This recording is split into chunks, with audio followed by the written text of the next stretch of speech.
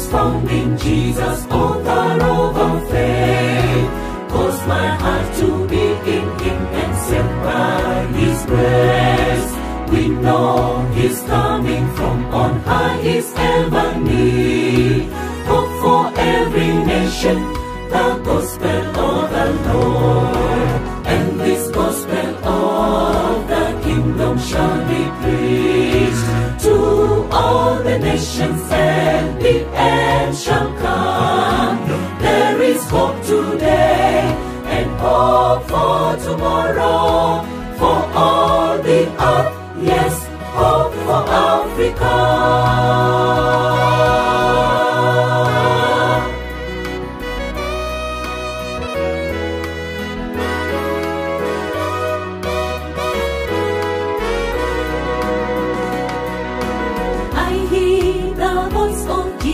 Calling unto me, go ye unto all the world, take the gospel for, and I will go wherever the spirits of the Lord leadeth to our neighbor to share the word of God.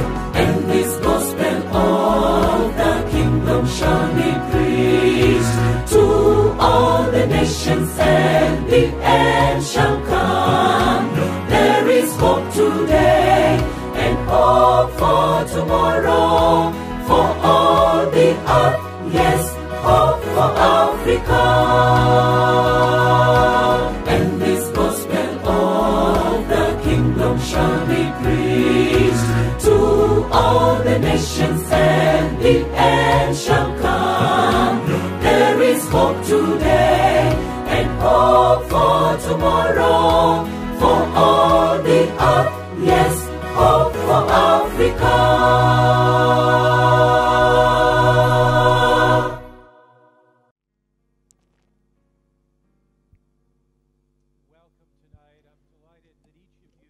Bienvenue ce soir, je suis très enthousiaste de vous retrouver ce soir.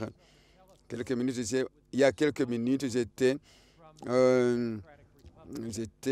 au téléphone avec le pasteur de la République démocratique du Congo qui partageait avec moi les miracles qui se passent au Congo. Et le sabbat passé, on a baptisé 515. Et ce sabbat, ce sera encore davantage. Nous avons plus de 600 qui se préparent pour le baptême. Et il était touché par le message. L'Esprit de Dieu est en train de bouger. Saluez Congo, saluez la République démocratique du Congo. Nous sommes très enthousiastes, nous sommes très contents de vous. Il y en a qui regardent dans les champs, il y en a qui regardent à partir des églises, il y en a qui regardent à partir des places publiques. À Mombasa, on a élevé un écran à côté de la station de bus, d'arrêt bus. Et chaque jour, 20 à 100 sont là pour écouter le message. Si vous avez raté votre bus, restez là pour écouter le message parce que le Seigneur va te parler ce soir. Au Kenya, à l'Union de l'Ouest, un pasteur non-adventiste a décidé avec son fils de suivre la vérité en rejoignant l'église.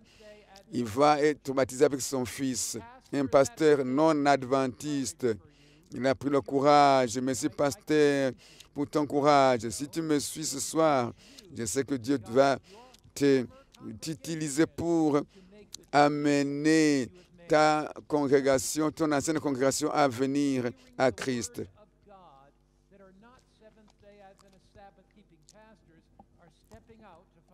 Ce n'est pas facile pour les pasteurs non-adventistes de se faire baptiser.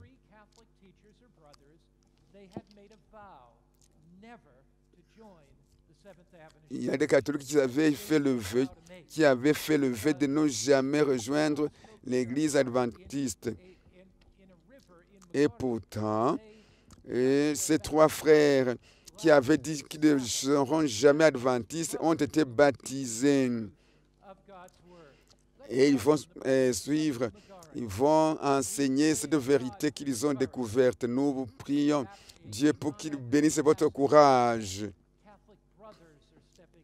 3 frères catholiques se lèvent pour être baptisés. Et un pasteur non adventiste avec son fils sont baptisés.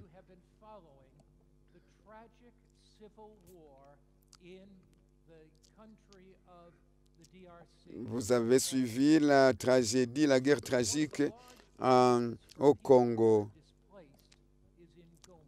L'un des camps de déplacés se trouve à Goma.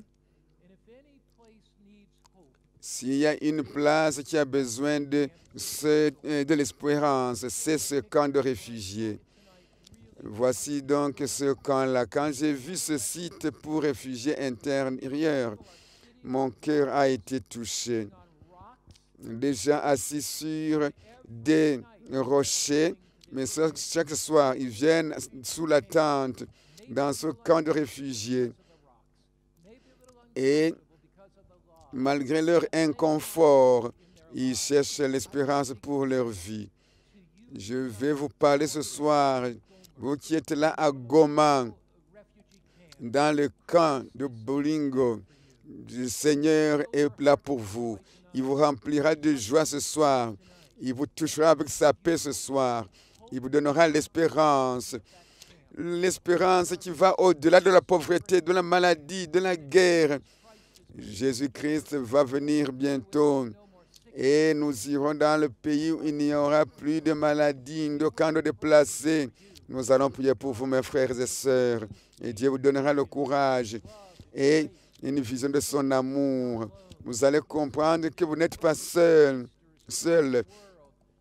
Vos frères, vos sœurs dans le monde entier connaissent vos problèmes et prient pour vous. Dans le Kivu central, beaucoup se préparent pour le baptême ce sabbat. Le miracle de la grâce de Dieu est étonnant.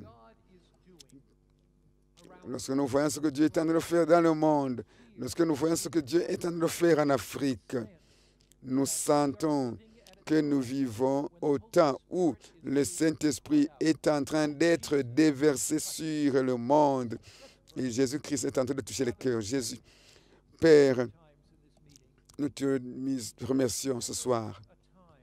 Il n'y a pas un temps où nous pouvons sentir que nous n'avons pas besoin de ta grâce. Ce soir, nous allons parler de l'espérance dans la mort. Comment pouvons-nous trouver la paix malgré la mort de nos bien-aimés? Un frère, une sœur, un homme, une femme, un enfant, il meurt d'un accident, il meurt d'une maladie. Donnez-leur le courage. Ces gens-là qui ont perdu les leurs. Ces frères et sœurs dans les camps de réfugiés, certains sont des orphelins de père ou de mère. Que le sujet de ce soir puisse leur parler ce soir et que tu nous aides à faire comprendre que Jésus-Christ revient bientôt et que bientôt tous seront avec l'espérance. Comment pouvons-nous trouver l'espérance au-delà de la tombe? Que se passe-t-il quand nous mourrons? Il y a beaucoup de théories à propos de la mort. J'ai parlé à 5 personnes à Nairobi, ils disent, oh, quand tu meurs, tu vas immédiatement au ciel. Les autres, si tu n'es pas une bonne personne, tu iras dans l'enfer. Les autres, oh, ça c'est la fin quand tu vas dans la tombe, c'est fini. D'autres disent, quand vous mourrez, vous allez vous réincarner pour vivre sous une autre forme. Mais la Bible dit que la mort est un sommeil en attendant le retour de Jésus-Christ. Est-ce que l'âme est immortelle? Avons-nous en nous-mêmes une âme immortelle qui, lorsque nous mourrons, quitte le corps pour aller quelque part.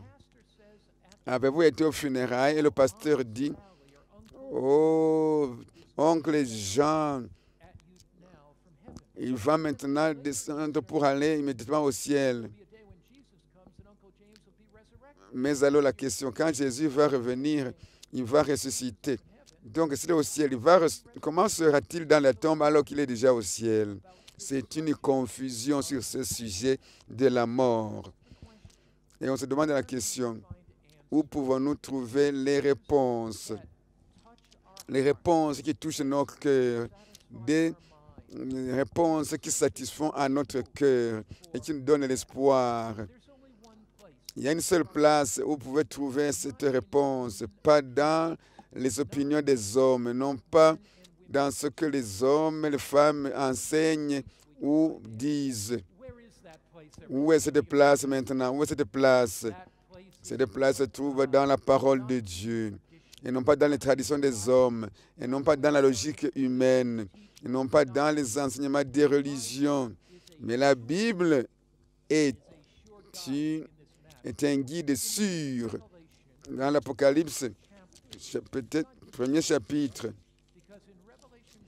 Apocalypse chapitre 1er, la Bible décrit Jésus-Christ.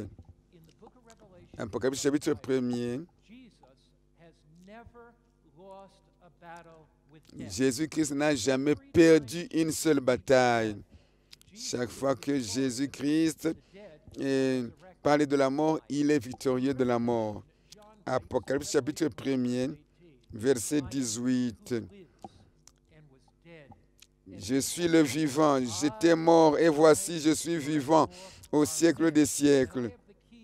Et je tiens les clés de la mort et du séjour des morts. Qu'est-ce que ce livre, qu'est-ce que ce verset dit? Jésus-Christ est entré dans la tombe, il est ressuscité, il a conquis la mort et le séjour des morts. Jésus-Christ a conquis donc, et nous n'avons pas besoin d'avoir peur de la mort. Jésus-Christ dit, je suis vivant éternellement et j'ai les clés du séjour des morts. Si une femme est morte, si un homme est mort, si un enfant est mort à travers des maladies ou d'autres, lorsque votre cœur est brisé à cause de la mort, il y a quelqu'un qui tient les clés de la mort et du séjour des morts. Et celui-là, c'est Jésus-Christ. Nous pouvons faire face à la mort avec espérance. Nous savons qu'un jour, Jésus-Christ va revenir. Mais nous avons encore des questions. Et les questions, c'est quoi? Et pourquoi des gens disent qu'il y a une âme immortelle? Y a-t-il une âme immortelle dans un individu? Une âme qui va au ciel ou qui va en enfer? Qu'est-ce que la Bible enseigne? Il faut rentrer à la création pour savoir que la mort, c'est la création à l'envers. Quand Dieu a créé le monde, chapitre 2, verset 7, l'Éternel Dieu forma l'homme de la poussière de la terre, il souffla dans ses narines un souffle de vie, et l'homme devint un être vivant. La Bible dit, Dieu forma l'homme de la poussière de la terre. Et après avoir formé l'homme, il souffla dans ses narines, et cet homme devient un être vivant. Si nous allons maintenant dans la formule mathématique de la mort, nous disons la poussière plus l'esprit égale une âme vivante, ou encore les éléments de la terre plus le souffle de vie de Dieu égale un être vivant. Donc Dieu a créé l'homme avec de la poussière, et puis après avoir formé, il a soufflé en lui et la personne est devenue une âme vivante, c'est-à-dire une personne vivante. Donc l'homme est une âme vivante, c'est-à-dire un être vivant. Le corps plus le souffle égale un homme vivant, une personne vivante, un être vivant ou une âme vivante. Ce sont des équivalents. Une âme vivante, ça signifie une personne qui est vivante. Supposons mon épouse va faire du shopping du marché. Elle rentre en 45 minutes. Je dis, oh, pourquoi tu viens vite? Comment tu es venu vite? Il dit,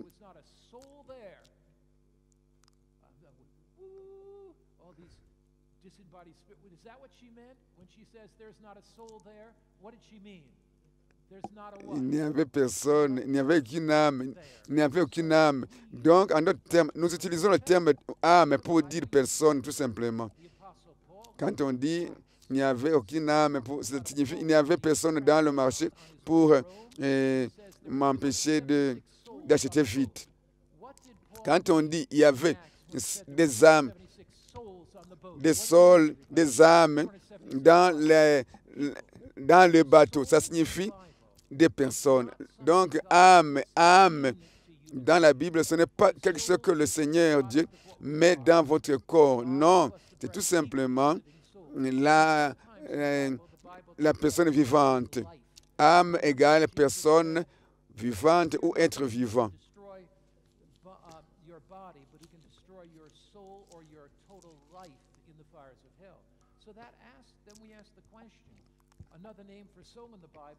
Un autre nom, où est cette maintenant? Cette âme, où va-t-elle? Qu'est-ce qu'elle est? Est-ce qu'elle est immortelle? Est-ce qu'elle peut mourir?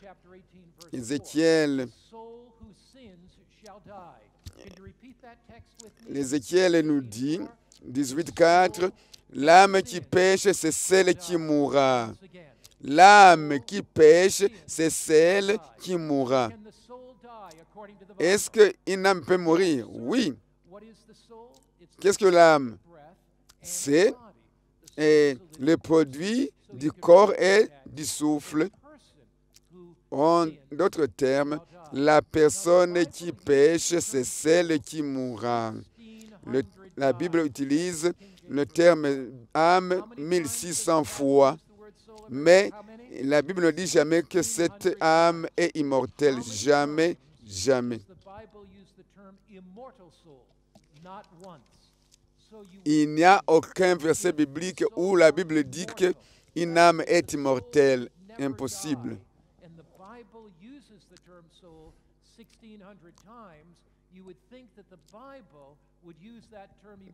Donc la Bible ne dit jamais qu'une âme est immortelle alors qu'elle utilise ce terme 1600 fois. Job 4,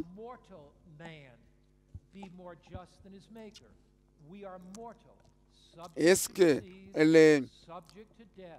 la poussière peut être supérieure à son créateur? Nous recherchons plutôt l'immortalité.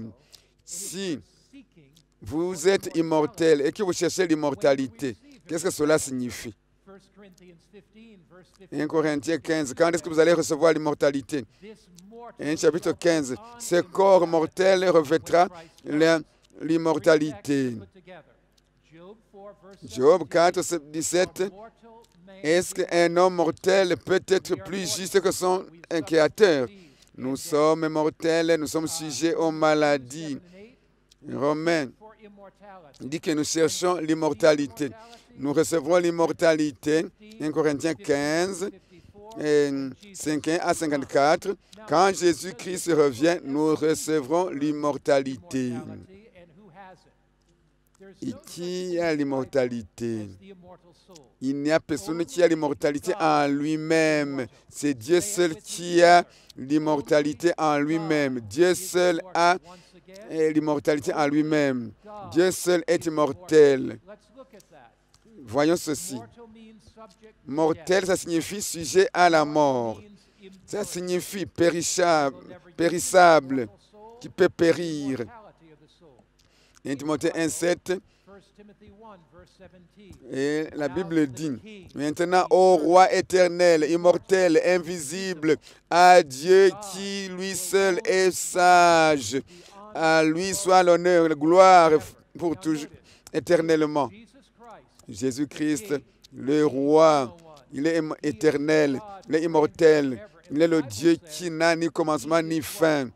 Il est immortel. En 1 Timothée, chapitre 6, versets 15 et 16. Celui qui est béni est le seul tout-puissant, le roi des rois et le Seigneur des seigneurs. Qui est-il? Qui est seul roi? C'est Jésus-Christ. Nous continuons, il dit, qui lui seul a l'immortalité et qui habite dans une lumière inapprochable. Dieu seul a l'immortalité. Si moi seul, je suis le seul à avoir ce téléphone mobile, si moi je suis le seul à avoir, si moi, ça signifie David, est-ce qu'il a mon téléphone? Non. Est-ce qu'il a mon téléphone? Non. Parce que je suis le seul à l'avoir. Si Jésus-Christ lui seul a l'immortalité, est-ce que nous avons l'immortalité maintenant? Non, parce que nous sommes mortels, sujets à la désagrégation ou à la mort. La Bible utilise le terme âme 1600, mais il ne dit jamais, que cette âme est immortelle. Dieu seul est immortel, mais Dieu nous donnera l'immortalité quand Jésus-Christ va revenir. La Bible est très claire. Nous aurons l'immortalité. L'immortalité inhérente vient de la philosophie païenne. Aristote a prêché que, et Platon plutôt a aussi enseigné que l'âme est immortelle. Les philosophes grecs et romains ont aussi enseigné l'immortalité de l'âme. Ils ont enseigné cela à la chrétienté. Et les gens ont commencé à adorer leur mort parce qu'ils pensent qu'il y a une âme qui reste vivante. Les ancêtres sont adorés parce que il y a des mensonges qui ont circulé en disant qu'une âme est immortelle. Quand la personne meurt, elle se transforme, elle reste vivante. Son âme reste vivante. Tu ne peux pas honorer une famille en adorant une famille. Tu honores plutôt une famille en vivant une vie exemplaire dans la société, dans la communauté. C'est comme ça qu'on adore, qu'on honore nos ancêtres. La Bible dit que quand quelqu'un meurt, il est dans la sécurité. Il est en sécurité comme quelqu'un qui est dans le sommeil. Il ne sent rien, n'entend rien, ne voit rien. Notre vie est cachée en Dieu. Ce n'est pas quelque chose que nous avons en nous-mêmes. Mais le Seigneur sait ce que nous sommes. Quand nous mourrons, nous sommes comme dans le sommeil. 1 Corinthiens, chapitre 15, verset 51 à 52. Voici, je vous dis un mystère. Nous ne mourrons pas tous, mais tous nous serons transformés, nous serons changés. En un instant, en un clin d'œil, à la dernière trompette, la trompette sonnera et les morts ressusciteront incorruptibles et nous serons changés. Lorsque vous mourrez, vous ne sentez rien. Vous êtes comme dans le sommeil profond. Mais quand Jésus-Christ revient, il va appeler ton nom, il va appeler ses bien-aimés, ces femmes, ces hommes qui sont morts, ces enfants qui sont morts en Christ. Ils vont ressusciter. Et ils vont ressusciter incorruptibles, sans plus de maladie, sans plus de souffrance, sans plus de maladie, sans plus de mort. Et les vivants qui sont en Christ, ils seront changés. La Bible dit que Dieu a formé l'homme dans la poussière de la terre Et il a soufflé le souffle de vie dans ses narines et l'homme est devenu une âme vivante. Maintenant, la mort, c'est l'opération inverse. Et Ecclésiaste dit que à la mort, le corps va dans la terre et le souffle retourne au Créateur. Il y a des gens qui pensent que le souffle et l'esprit et l'âme, c'est la même chose. Quand on dit l'esprit ou le souffle de vie, c'est ça qui retourne à Dieu.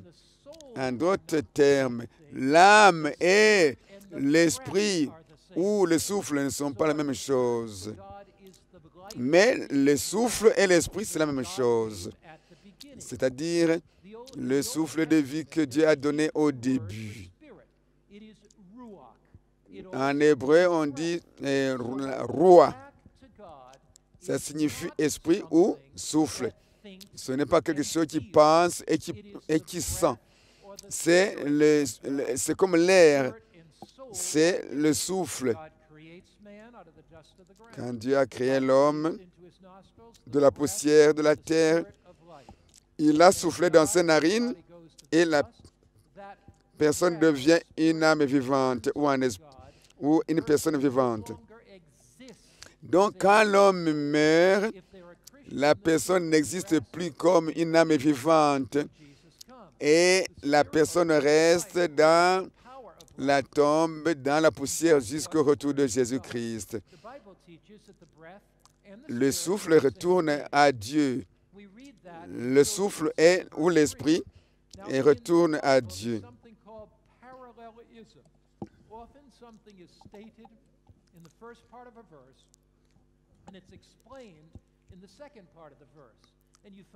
Il y a ce qu'on appelle ici le parallélisme. Job 27, verset 3.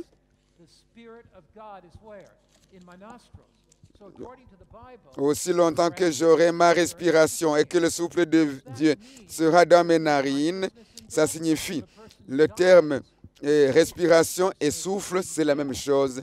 C'est le même terme que esprit. Quand les gens meurent, ils deviennent inconscients. Ils ne peuvent rien comprendre. Psaume 26, Psaume 146, verset 4. Et quand la personne meurt, le corps va dans la terre. Et immédiatement, la personne cesse de penser, la personne cesse de sentir et toutes les pensées périssent. Ecclésiaste, chapitre 9, versets 5 à 6. Les vivants, eux, savent qu'ils mourront, mais les morts ne savent rien. Et il n'y a pour eux plus de salaire puisque leur mémoire est oubliée. Que ce soit leur amour, leur haine, leur envie ont déjà péri. Ils n'auront plus jamais aucune part à tout ce qui se fait sous le soleil. Si quelqu'un meurt et qu'il va au ciel, c'est qu'il continue à aimer ou à sentir. Mais la mort, c'est un sommeil jusqu'au retour de Jésus-Christ. La Bible décrit la mort comme un sommeil. David, psaume 13, 3, considère-moi et entends-moi et ouvre mes yeux afin que je ne sommeille pas du sommeil de la mort. Jésus a dit à ses disciples, Lazare était mort et Jésus-Christ a regardé à ses disciples et dit, je vais réveiller Lazare de son sommeil. Et on lui a dit, non, frère, non, maître, Lazare est déjà mort. Et sa sœur dit, s'il dort, donc, il va se réveiller. Mais Jésus-Christ va dire non, Lazare est mort. Jésus va dire, il parlait de Lazare qui est mort, mais il parlait du sommeil. Jésus-Christ, pour clarifier, il dit, Lazare est mort. Si Jésus a dit que la mort, c'est comme le sommeil, je voudrais croire les paroles de Jésus et non pas les paroles d'un pasteur ou d'un directeur ou d'un dirigeant religieux, qu'il soit prêtre, imam, qu'il soit pasteur. Combien croient à Jésus-Christ? Combien croient à Jésus-Christ? Dites, je crois à Jésus. Je crois en Jésus. Si Jésus-Christ dit, Lazare dort, Jésus va maintenant à Marthe. Marthe va, qui était l'une des disciples de Jésus-Christ. Qu'est-ce qu'elle croyait? Qu'est-ce qu'elle croyait, Marthe? Marthe croyait quoi? Est-ce qu'elle pensait que son frère est dans le ciel? Et Marthe dit à Jésus, Jean 11, verset 24-25, je sais qu'il ressuscitera encore à la résurrection du dernier jour. Marthe a dit, je sais que mon frère va ressusciter. Il n'a pas dit que mon frère est au ciel. Non, non, non, non.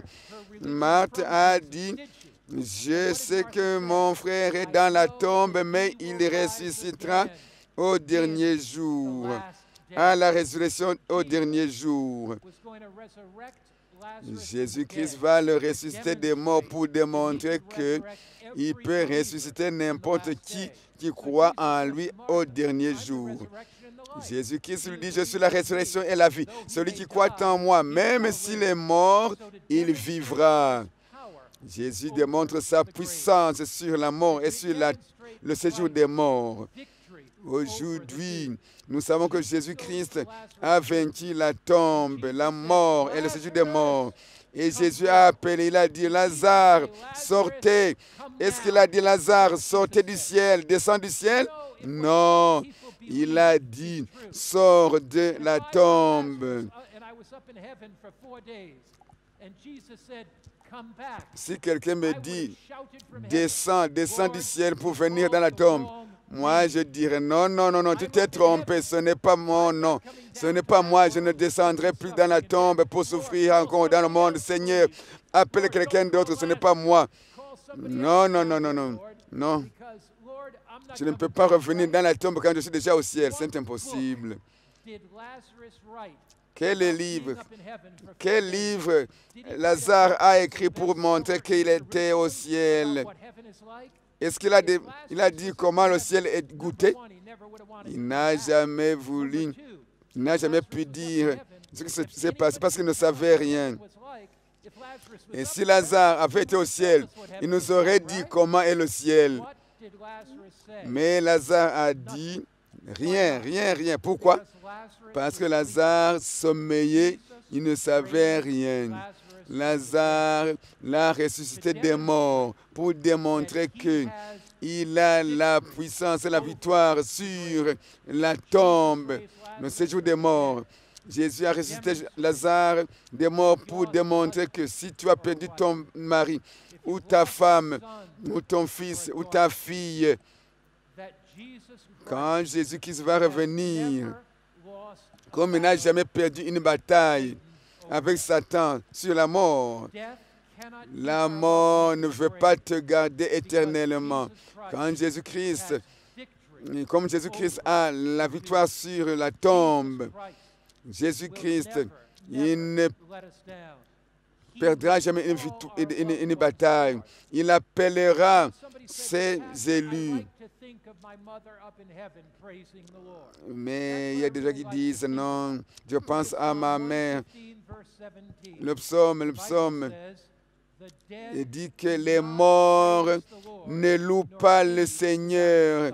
Et personne qui entre dans le silence, c'est-à-dire dans la mort, aucune personne morte ne peut louer Dieu. partout où vous êtes, quelque peu la langue, dites avec moi, les morts ne louent pas l'Éternel. Quelqu'un va dire, moi, c'est une idée très intéressante, mais la voix de Dieu est toujours la meilleure. Supposons qu'une mère est morte. Supposons que quelqu'un croit dans le mensonge, dans cette une idée que la femme qui est morte est allée au ciel. Et si elle a un enfant, et l'enfant est dans l'armée, et le pays est en guerre, et l'ennemi capture son fils. Et maintenant, quand l'ennemi a capturé son fils, il torture son fils. Et la mère qui est au ciel, qu'est-ce qu'elle va penser? Supposons qu'elle est au ciel et qu'elle regarde comment son fils est torturé, comment son fils est un alcoolique, un drogué. Il voit comment les hommes battent les femmes. Elle serait peinée. Ce serait pénible de voir cette scène. Donc Jésus a résolu le problème. Quand vous mourrez, vous ne voyez rien, vous ne savez rien jusqu'à la résurrection. Quand vous mourrez, vous ne verrez pas les souffrances de la maladie. Vous ne verrez pas les gens s'entretuer. Vous ne verrez pas les gens qui souffrent, qui meurent de cancer. Lorsque vous mourrez, vous vous reposez dans la poussière jusqu'au jour de la résurrection des morts. Il n'y a pas de passage dans la Bible qui va vous dire que quand vous mourrez, vous continuez à sentir, à voir, à regarder ou à sentir. Nous avons voyagé depuis 50 années avec ma femme. Quelquefois, nous avions un petit enfant, un bébé, et sa maman s'asseyait à côté du bébé pendant que je prêchais. Nous vivions dans l'est de l'Amérique, il y a beaucoup de neige. Quelquefois, quand je prêchais, il y avait de la pluie et il neigeait aussi.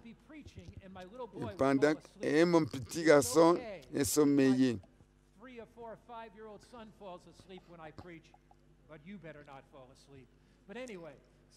Je ne vous demande pas de sommeiller comme mes bébés quand ils étaient encore petits. Hein?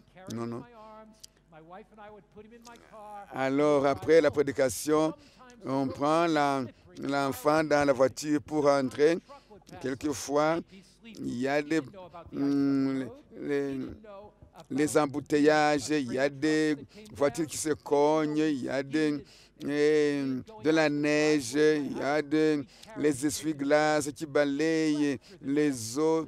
Et le lendemain, quand je les réveille, il dit, « Papa, tu es en train de prêcher? » Alors que je suis déjà à la maison. Je dis, « Non, je ne prêche plus, je suis à la maison. » Parce qu'il n'a pas su quand nous avons quitté l'église. Il n'a pas su quand nous avons quitté. Quand tu meurs, tu te reposes. Tu ne sens rien. Tu ne sens rien, tu ne vois rien, tu n'entends rien, tu ne dis rien. Tu deviens insensible. Et c'est pourquoi l'apôtre Paul disait, pour moi, mourir, c'est un gain. Parce que je sais que mon travail est terminé. Au lieu de continuer à souffrir dans ce monde, c'est mieux que je me repose en attendant la résurrection de Jésus-Christ. La résurrection plutôt des morts.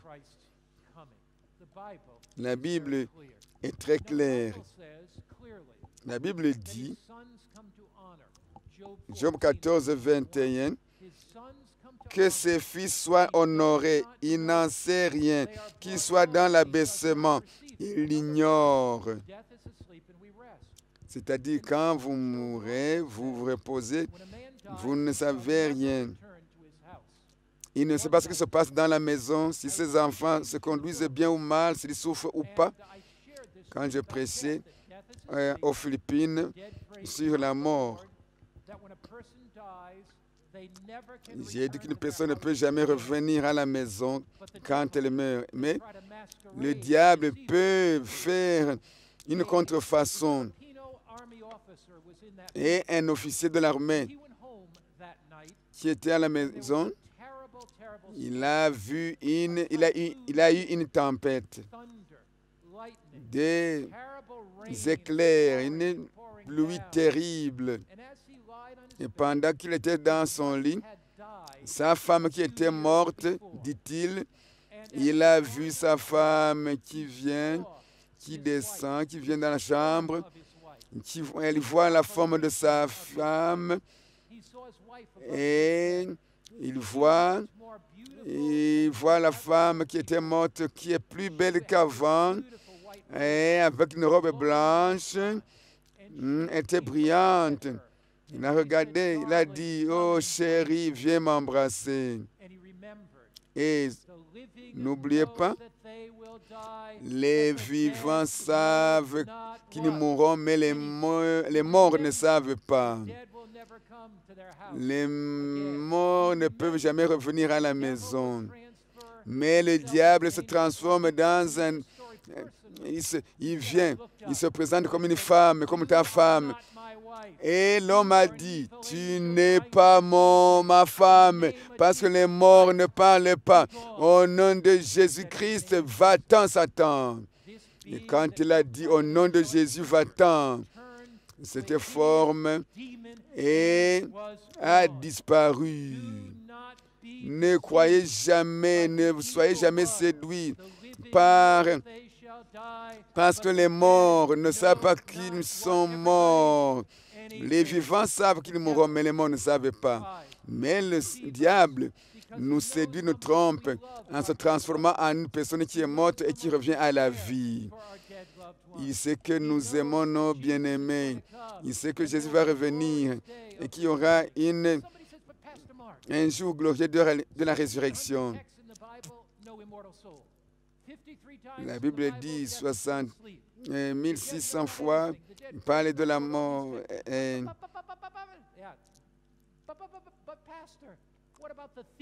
Oh, il y en a qui disent, mais alors, pasteur, qu'en est-il du bon larron? Jésus ne lui a pas... Est-ce que Jésus ne lui a pas dit qu'il sera avec lui au paradis? Et quelqu'un m'a dit, répond à cette question.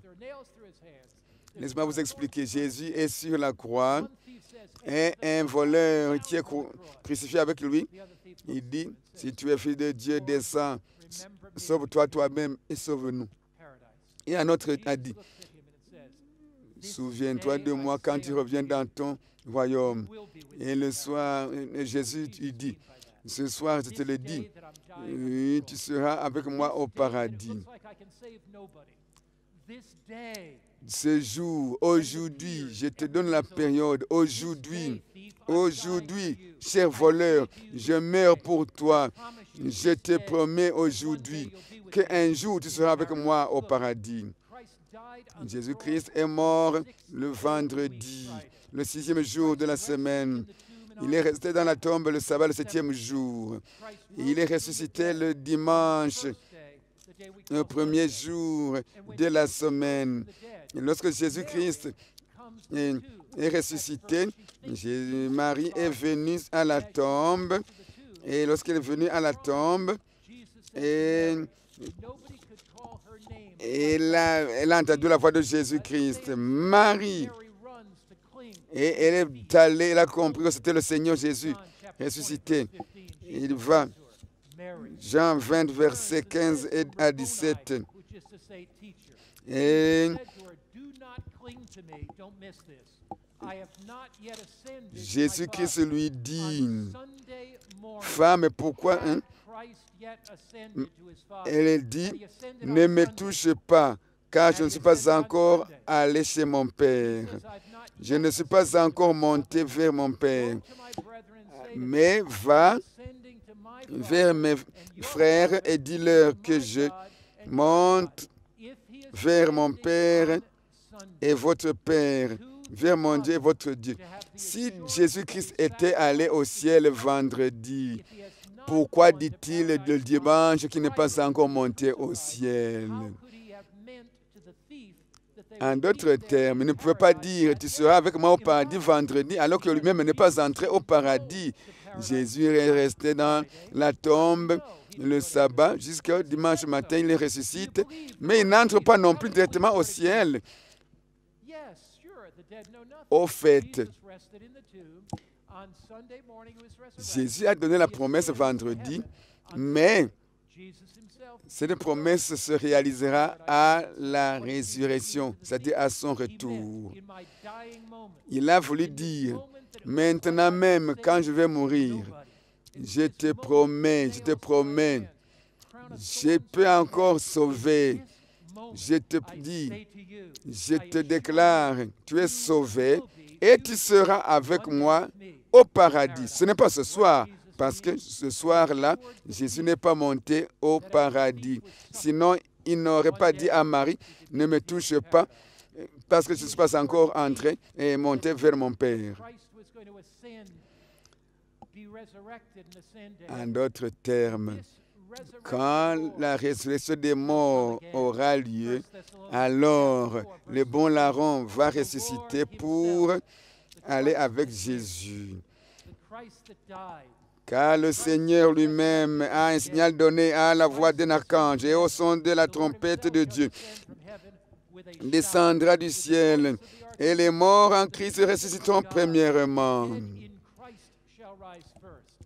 Ensuite, nous qui sommes vivants, nous serons restés, nous serons tous ensemble enlevés avec eux sur les nuées à la rencontre du Seigneur dans les airs.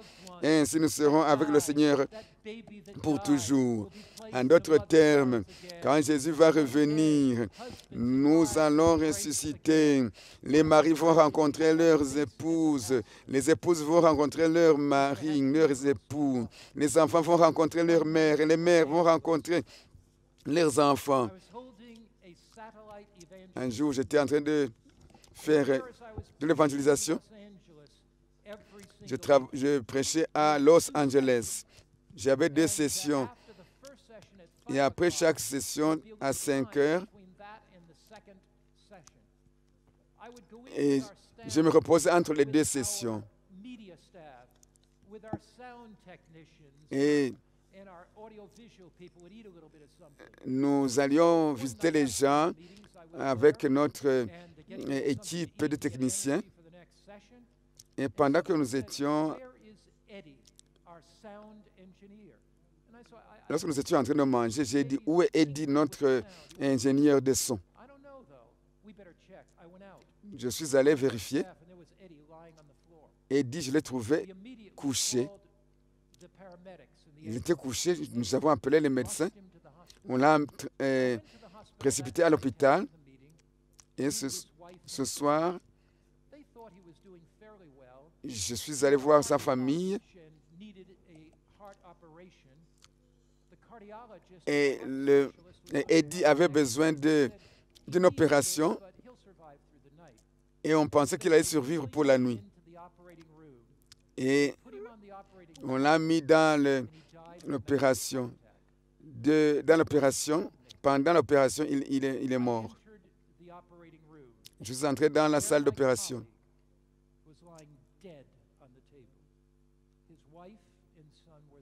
J'ai vu la personne morte.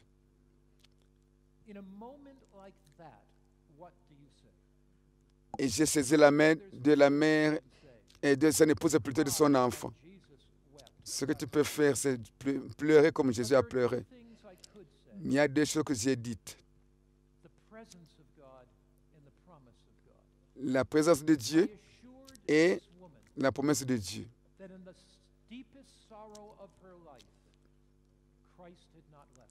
Je leur ai dit, dans votre souffrance, Dieu ne vous a pas laissé seul. Je sais que cet homme était un homme de Dieu, mais il est mort. Nous vivons dans un monde mauvais. de bonnes gens meurent comme les mauvaises. Les enfants innocents sont cognés par des voitures et ils meurent. Pendant que nous sommes vivants, la mort peut frapper à notre porte.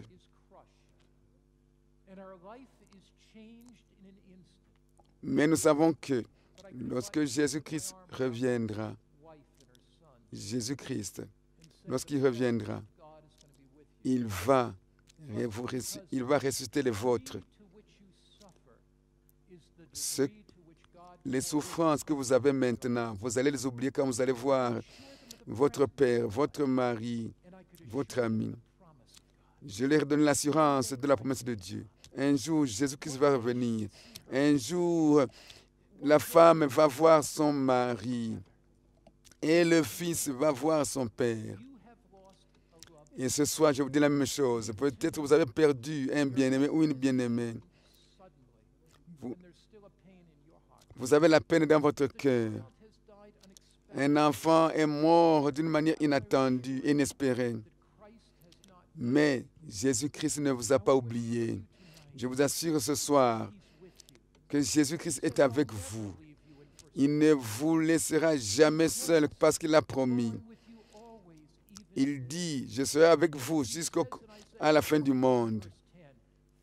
Il dit, ne crains pas, car je suis avec vous. Je vous fortifierai. Je vous élèverai, je vous saisirai avec ma main puissante. Tu peux avoir des difficultés, tu peux traverser des problèmes, mais le Seigneur est avec toi. Il ne t'abandonnera jamais. Ce soir, en cette place même, il y a quelqu'un qui a perdu son bien-aimé et qui est en deuil, qui a besoin de force. Et alors que la chorale vient chanter, s'il y a quelqu'un qui a perdu le sien, qui a perdu sa femme, qui a perdu un fils, qui a perdu un père, vous êtes triste, vous avez le deuil dans votre cœur. Il y a l'espoir pour l'Afrique. Si quelqu'un ce soir est endeuillé, je vous dis, il y a de l'espoir ce soir en Jésus-Christ. Si tu veux que Jésus-Christ puisse te soutenir dans tes souffrances, si tu veux donner ton cœur à Jésus pour que ses promesses se réalisent, levez-vous et venez. Mais dans l'audience, il y a des gens qui font une décision, pour l'éternité, pour le baptême. Venez aussi. Venez aussi avec ces gens-là qui sont touchés par les leurs qui sont morts. Si tu veux vivre avec Christ éternellement, quand Jésus vient, ta mère ressuscitera. Quand Jésus revient, ton père, ton ami, ton frère, ta sœur ressuscitera. Si tu veux être là, quand les morts ressuscitent, viens ici aussi. Ce soir, ne vous retenez pas, venez ici, parce que vous voulez être avec Jésus. Si vous voulez être baptisé pour être avec Jésus pour toujours, votre père, votre mère vous cherchera au ciel et vous manquera si vous ne venez pas, si vous ne donnez pas votre vie à Jésus-Christ. S'il y a quelqu'un qui a besoin d'une guérison de cœur, de l'esprit, viens ici, nous allons prier pour vous. Venez à cet autel. Si Jésus parle à votre cœur, venez. Venez, je fais un appel ce soir. Viens. C'est le temps de décision maintenant. Si tu as la souffrance et l'amertume dans le cœur à cause d'un bien-aimé qui est mort, le premier appel vient devant pour une prière spéciale. Si quelqu'un dit réellement, j'ai besoin d'être ressuscité, moi aussi quand Jésus reviendra, pour que je puisse voir mon frère et ma mère, mon père, mon fils, mon ami qui est mort, venez pour qu'on puisse prier pour vous. Que votre nom soit écrit dans le livre de vie. Si vous voulez être baptisé ce sabbat, viens ici. Peut-être tu as été radié de l'Église. Tu veux maintenant renouer avec Christ. Reviens aussi. Tu peux être rebaptisé. Tu veux être rebaptisé. Même si tu t'es déjà donné dans le passé, reviens, viens, donne-toi encore. Si tu sens la tristesse dans votre cœur, tu as perdu un bien-aimé, il y a l'espérance pour l'Afrique. Il y a l'espérance pour l'Afrique. La présence de Dieu va te donner la force. Les promesses de Dieu vont t'encourager. Venez ce soir. Si tu veux être baptisé, viens aussi. Le ciel sera une place merveilleuse parce que tu seras là et moi je serai là avec nos bien-aimés qui nous ont laissés. Si tu es allé loin de Christ après avoir accepté Jésus, c'est le moment de revenir à Jésus-Christ. Jésus-Christ cherche ce soir, il t'appelle. Rejoins ces autres qui viennent ce soir. Jésus-Christ ne te laissera jamais, ne t'oubliera jamais. Il ne te chassera jamais, te donnera la force pour être baptisé, la force pour abandonner vos habitudes. Pour ceux-là qui ont la tristesse, vous avez perdu les vôtres. Jésus va vous donner la force pour tenir, afin que vous ne soyez pas découragés. Venez, venez, venez. Rejoignez ce groupe qui est déjà venu ici devant. Nous allons prier maintenant. Si vous voulez être baptisé, dis Jésus, je te donne ma vie. Dis Jésus, j'ai besoin de ta force. Si tu veux être rebaptisé, dis Jésus, je t'appartiens. Oui, j'ai été égaré, mais je reviens. Si tu viens ce soir, parce que tu souffres dans ton cœur, tu as la peine, tu as la souffrance dans le cœur, et tu as besoin de la présence de Jésus-Christ. Jésus-Christ, le grand médecin, il peut faire des miracles. Le plus grand miracle qui est plus grand que celui de la guérison physique, c'est la guérison spirituelle. La guérison du cœur est plus importante que la guérison physique. Y a-t-il quelqu'un d'autre qui veut se donner à Christ avant que je puisse prier? Que Dieu te bénisse. Que Dieu te bénisse. Y a-t-il quelqu'un qui pense au baptême, qui pense à cette décision d'être rebaptisé? Et tu veux prier pour moi, pasteur? Je pense à toi. S'il y a quelqu'un ici qui cherche la guérison du cœur, qui n'est pas encore venu, levez la main partout où tu es. Nous allons prier pour que tu aies la guérison du cœur. Je vois les mains qui se lèvent. Vous êtes là et vous voulez être guéri. En Ouganda, en Tanzanie, au Rwanda, en République démocratique du Congo. Je veux faire un appel spécial pour toi. Le Seigneur t'appelle. Tu es là dans le camp de réfugiés à Goma, le camp de déplacés. Je te parle ce soir. Dieu te tient par la main, il t'appelle Dans ta souffrance, dans ton amertume, le Seigneur t'appelle de prendre la décision pour lui, pour qu'il puisse guérir ton cœur. Et il te donne la promesse qu'il reviendra pour te prendre à la maison. Saisis cette promesse sur ton cœur. Nous allons prier. Oh mon Père, nos cœurs sont remplis de ton amour. Tu es le grand guérisseur. Je te prie que le baume de guérison de Jésus-Christ puisse toucher chaque personne ici. Je prie pour ce soir. Si quelqu'un souffre intérieurement, quelqu'un qui est dans la souffrance, qu'il puisse saisir la vérité et la chérisse pour saisir ta promesse.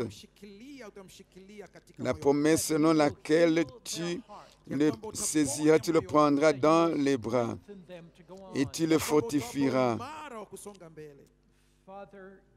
Père, donne-leur la promesse que quand tu reviens, viens bientôt, Seigneur.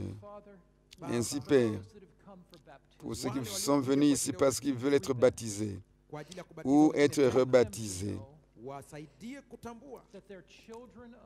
qu'ils sachent qu'ils sont des enfants de Dieu, que tu as un objectif pour leur vie, que quand ils entrent dans les eaux baptismales et que leurs péchés seront pardonnés, ils seront tes témoins partout, témoins auprès des parents, des amis, des voisins.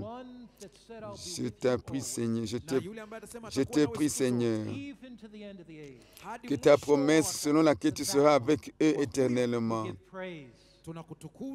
Nous te louons et t'honorons et nous t'adorons éternellement. Au nom de Jésus. Amen. Ne ratez pas la présentation de demain.